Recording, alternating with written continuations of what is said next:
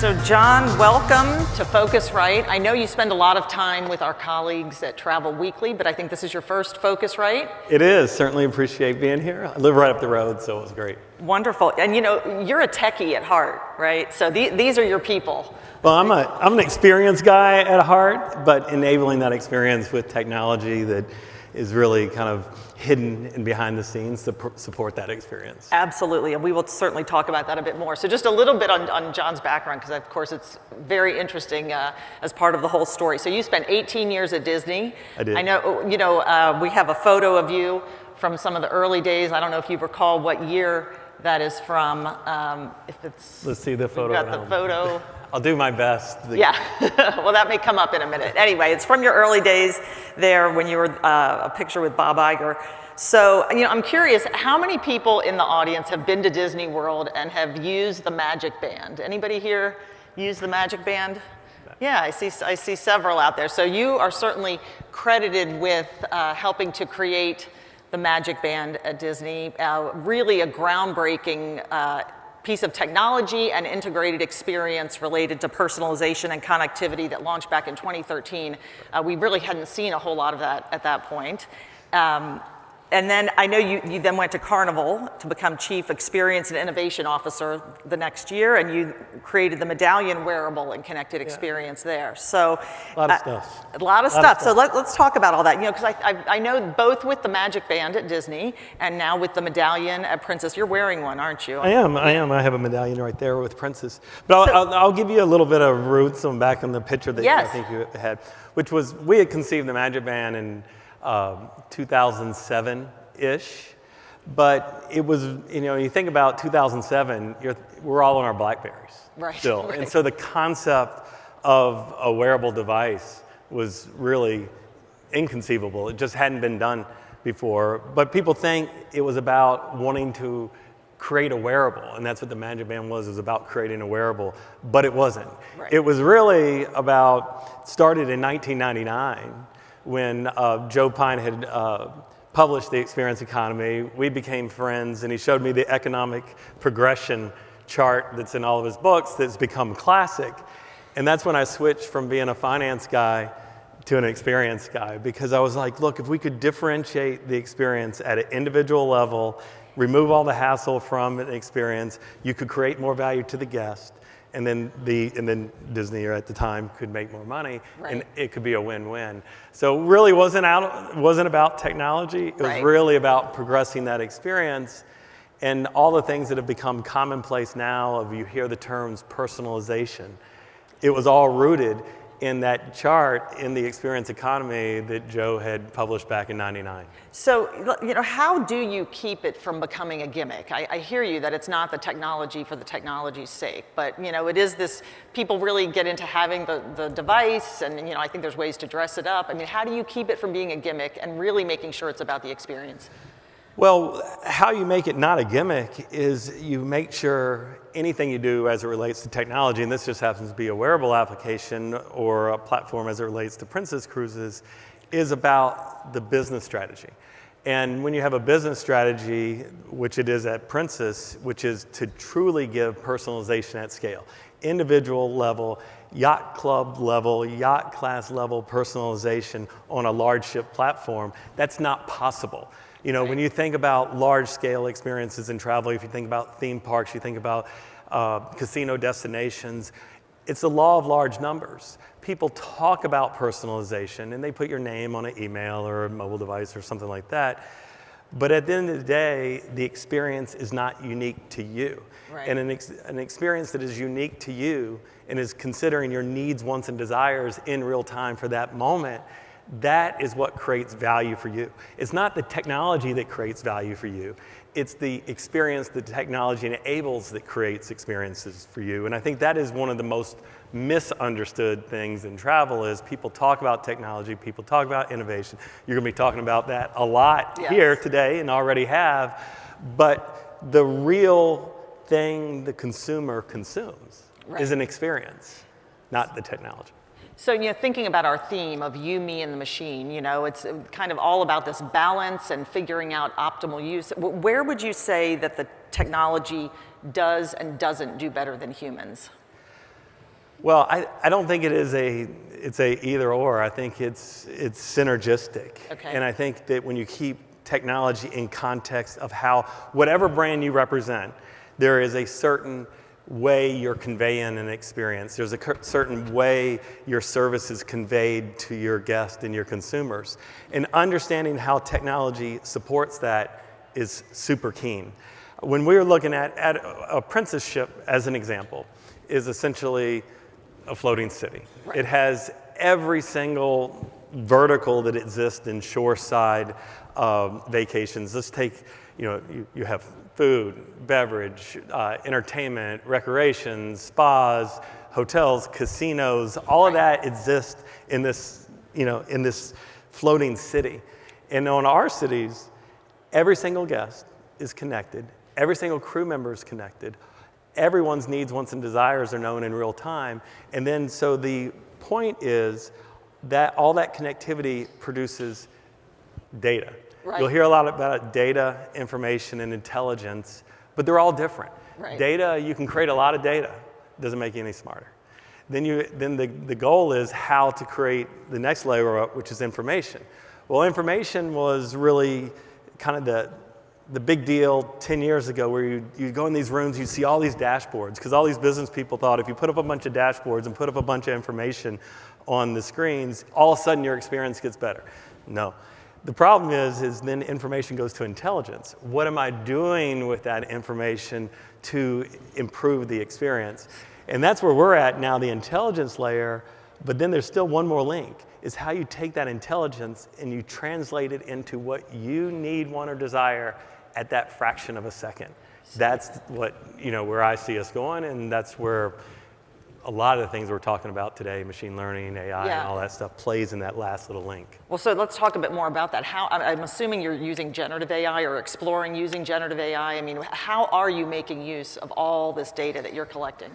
On our Princess platform, literally, we create more data and more information. I use those words intentionally on one cruise than is created in the entire cruise industry for the life of the whole cruise industry on one single cruise. That's quite a But statement. our ability to then convert that into the real-time intelligence and actions is what we are currently focused on. And we're really good at it, but we still need to become better at it. And that's where the machine learning comes into place. That's where generative AI comes into place, because what those technologies are doing, they're just accelerating your progression through data, information, intelligence, and action. The key is to get to the action in that moment in time with that guest. Just on the topic of personalization, which is kind of what all of this ties into, and as far as that experience, is there a question of trying to balance creating something really personalized, but still creating an opportunity for the guest to have a lot of choice? Well, those are, they're different continuums. Okay. Because when you really think about personalization, and if you go back and read, the 1999 Experience Economy, or the second edition, which included Princess in there as a use case, is that as you move up that progression and you become an individual, actually in travel and vacations, every individual is many personas. And they're many personas based on who they're traveling with at that point in time. Right. So you're a much different person when you're traveling with just your husband. Right. Or if you're traveling with your husband and parents. Or if you're traveling yourself and your college friends back in the day. Right. Or you're interacting with some other group. You're a very different person and you have very different needs, wants, and desires. And that's where the traditional CRM, personalization, marketing of the travel industry breaks down, because it's stereotypical fundamentally, because everyone wants to put you in a box, everyone wants to describe you in a profile and say, I'm marketing to you because of this profile. You can get off with marketing, but you can't get off on delivering an actual experience based on some generalized profile, because you yourself are different in almost every interaction depending on what's going around you. So there's some opportunity for disruption there then with that. That's kind of the space that we're working really hard to figure out and get really good at. Did I read that you have 35 patents? I do. Right? Yeah. Yeah. So maybe another one there in the future, right? Just maybe thinking about a few things. Yeah. So, we have to talk about distribution, of course. Phocuswright's U.S. market sizing for cruise shows that direct business is actually trending down close to or under 2020 levels, and agent business is expected to be above 2020 levels by 2026. I have to ask first, can you give us a sense of what percentage of your business comes direct? Well, Princess is a global cruise brand. Yes. And so we service over 330 destinations around the world. Our fleet is very dynamic and is constantly redeployed around the world. And that's very different from some other major brands that really focus on nailing one area of the world, and their product is very consistent day in, day out. So the level of complexity in our cruise product really has a lot of agent participation in it and travel advisor participation. We're generally balanced in our direct client trade relationship. And from my seat, I hear optimization of channels all the time. I don't worry about that at all. I worry about maximization of throughput of the channels, and then the balance turns out the way it turns out. Because basically, I want my product and experiences and opportunities to be available in any way anyone wants to engage with it. And so if that's with the client, travel advisor, it's great. If it's direct, it's great. If it's a loyalty program repeat, great. It's all good with me. I understand from my Phocuswright colleagues that track all of this that they said Princess was actually, fairly out in the forefront as far as enabling some more direct bookings and things such as that. I'm curious, do you offer any kind of exclusive content for direct? I mean, is there any differentiation there? We power all channels. So from a Princess standpoint, Princess is an iconic cruise brand that has been successful for now 60 years. But when you think about the application of innovation, a lot of times people think about innovation as a project. I'm going to do this project, it's innovative, it's done, checked it off the list. I'm an innovator, now I move on. Right. Where the way I see it is the world is very dynamic. Consumer is very dynamic. The market noise around marketing is very dynamic. Technology is always changing. And so innovation in these channels and the brand as a whole is a mindset that you have to constantly know you're never there. And who do you see as your competitors, I'm wondering? I mean, is it, outside of the cruise industry, is it the big resorts? Is it, Yes, competitors from a Princess standpoint is time that consumers are spending with any other brand. It doesn't really matter. It's about time. And I'm looking for consumers, my guests, to spend time with my brand. In the cruise space, people think the cruise lines compete against each other. And they do on the margins, but not really all that much, because every cruise brand represents a certain vibe of an experience that people either love it when they go on it for a week, or they don't. And if they love it, they're with you for perpetuity. If they don't, you don't see them again. But when you look at cruise, it's so small relative to, one is the broader travel market and space, but even larger than the consumer space. Right. And so I just want guests to spend time with us. That's it. And how are you bringing in new customers? I'm curious, especially following after the conversation with Snap and Meta about Gen Z and some of the newer opportunities. How are you bringing in maybe some of the younger generations? Well, what we're doing is you always have to start with what your brand stands for. And from a Princess standpoint, we know exactly what our brand stands for, and we know exactly what the vibe of the experience that we want to convey. We're the most technologically advanced player, I believe, in travel as it relates to application into the experience. However, our core experience is the friendliness of our crew, and enabling that crew member to be friendly, but meaningfully friendly with the intelligence it takes to make someone's experience exceptional. And so that's how I think about it. I'm working on just telling consumers, growing my brand by just saying that I have an experience that you want to spend your priceless time with me. And that's where I think about brand. So the short answer is it's back to knowing your brand really, really well. Okay. You know, I do have to ask, obviously the cruise industry and Princess in particular was sort of right in the epicenter with the COVID crisis early on. I know you were not president of Princess at that time. You know, I just have to ask, what would you say you have learned collectively from that experience, and how do you feel better equipped today to handle maybe the next crisis, the next? Yeah, Princess just happened to be in the epicenter of the center of the whole global thing that went on. I don't even like to say the words anymore. Yeah. This too shall pass. And so I think that it's about keeping the teams motivated, keeping the business integrity in your business model, not doing anything extreme, keeping a steady hand, which as Princess as a brand of Carnival Corporation did. I was, so being a member of a brand associated with a larger enterprise was extremely valuable because we were able to maintain a consistent hand and, seeing something where you didn't know the end of it. You had no idea the end of it. So you were in the middle of it and you couldn't see the end of it. But if you valued your brand, you kept your teams aligned, kept your assets in good spot, you eventually come out and you just keep chopping wood every day. But do you feel that you're better equipped today for what will surely be the next infectious crisis? Yeah.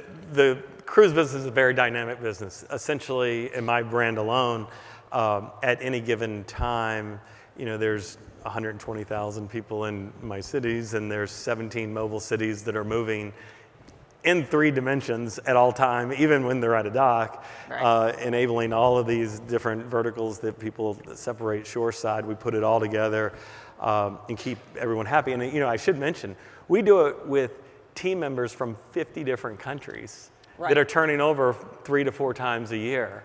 And we're still able to create a machine and a platform to convey a great experience. And so when you think about being prepared, the dynamics of the industry just prepare you to be ice.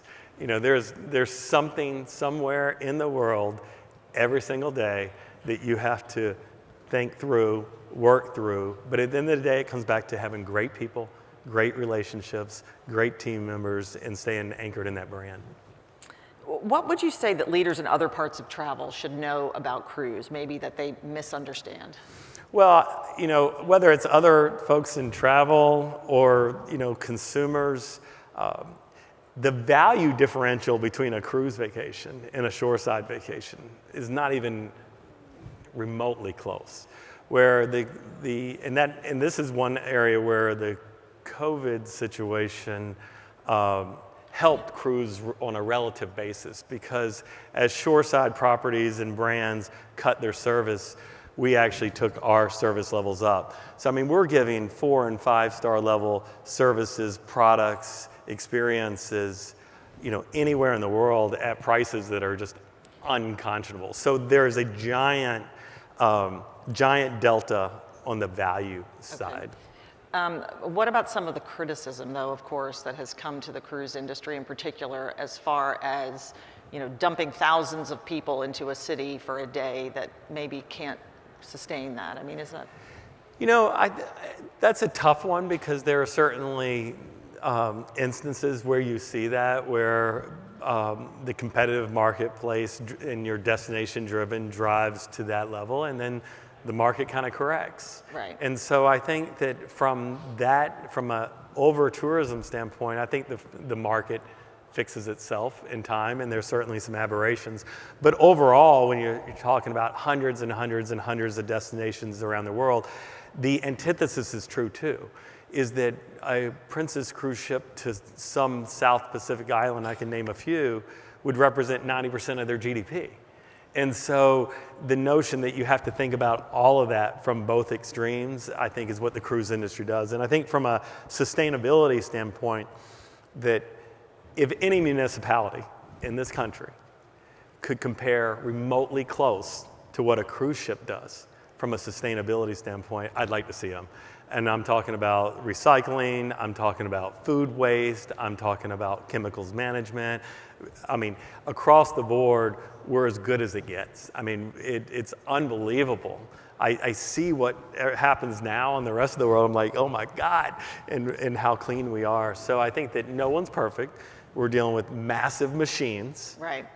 Internal combustion's that's still a thing in this world, and energy is created where it's created. But I think that from a sustainability standpoint, the world has a lot to learn from cruise lines. Yeah, I mean, I know you've set some very ambitious goals, so I mean, we certainly salute you for that. You know, I'm curious, it's been 10 years, just to kind of bring this discussion full circle, it's been 10 years since you created the Magic Band. What's your next disruption? Well, I'm still focused on Princess right now. I want to make it an amazing, keep pushing it to be an amazing brand. I think it's an iconic brand. It's the Love Boat. It's kind of a national treasure. So making that as awesome as possible post-COVID is really where I'm focused on. But I can tell you that the notion of AI, intelligence, real-time recognition of individuals, many personas, and giving them what they need, want, and desire, there's still a lot to do there. There's still a lot. You know, so you're not really in the trenches, let's say, with some of that development, as I assume you were 18 years ago, 10 years ago at Disney. You'd be surprised. Really? Well, so I was going to say, how do you spur your team? You know, over that, you get back and you never leave the trenches. Yeah. If you're a creator, you may enter an executive position or even lead a brand like I am, but you're still a creator. And people that know how to create and want to create and take those risks and put themselves out there, once you taste that, you can't ever walk away from it. So no, I'm actually in the trenches. Sometimes I get a little disappointed. I get a little distant from it, and then it starts going astray because you think everyone is dialed in, and people are hard. And then you have to get everyone dialed back in and focused. And so you can never be afraid to put your hands back on, the steering wheel there.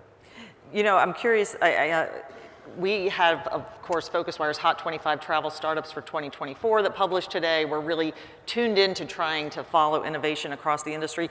Do you feel good about the innovation that you see happening across the industry outside of Princess? I mean, I do. Broadly, again, the industry as a whole in travel, I mean, what are you doing? You're just trying to maximize the value of consumers' time with whatever they're valuing from an experience standpoint. And so, think about it. We could be in a, industrial or chemical company where you're not getting that feedback. We get our feedback. It's just smiles. Generally speaking, the travel industry is in the happiness business. Yeah. So, I mean, how bad that sounds very be? Disney of you, actually. But it's true. I tell my team members, they're just like, everyone needs to feel like $1 million. Just make sure they smile, you win, game's over. Okay, well, we are about to wrap up. I just want to do a quick little rapid fire with you, kind of fill in the blank. So if I were running an airline.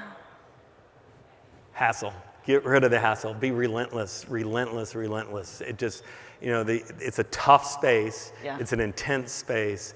And you see it go up and down, but at the end of the day, you got to take the hassle out of the experience. That would be nice. If I were running a hotel. Get re-engaged with your consumers. You can automate any function. That's not the thing. And so automation's run its course, but if you're not conveying a real experience, a personal touch to that consumer, what difference is your brand versus the other brand? So when I travel and stay in a lot of hotels, traveling all the time, like, who's engaging with me and what is their mission and purpose? So I would say engagement with the consumer. All right, and last one, if I were running an OTA. I'd sell a lot more Princess. That's a good answer to end it on right there. John Padgett from Princess Cruises, thank you so much. Thank you. Thank you. Thank you.